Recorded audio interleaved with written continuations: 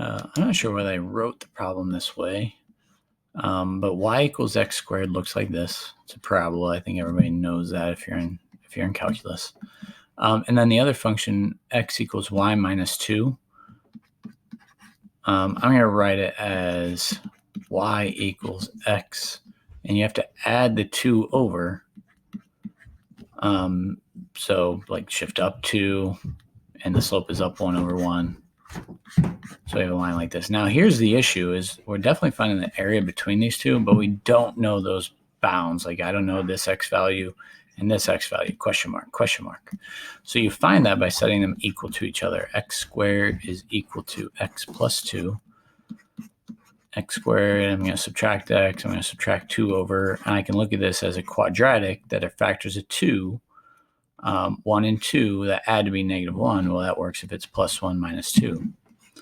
So I got x plus 1, x minus 2, which means my bounds, and this should make sense, is negative 1 and positive 2. So if you plug these in, you'll get the same y values. Negative 1 plus 2 is 1. Negative 1 squared is 1. 2 plus 2 is 4. 2 squared is 4. Okay, so it all checks out. So those are my bounds from negative 1 to 2.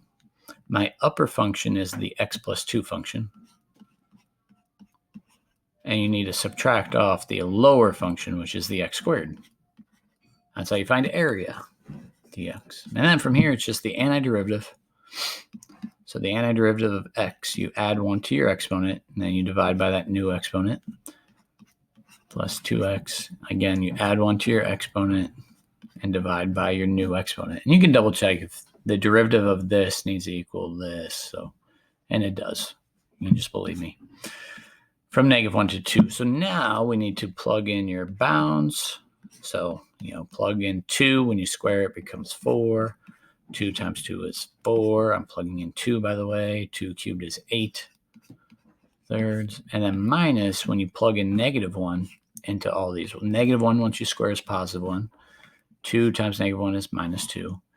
And then negative 1, when you cubed it, is still negative 1. So change that to be plus 1/3. Now from here, I would go to a calculator because you're going to get some fractions. And just, you can go with me as I'm, this left, what I put in parentheses here, is 10 thirds.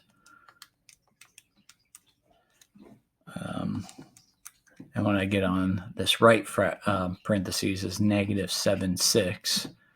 And so going back to the 10 thirds, minus negative 7/6, you get an answer of 9/2 or 4.5.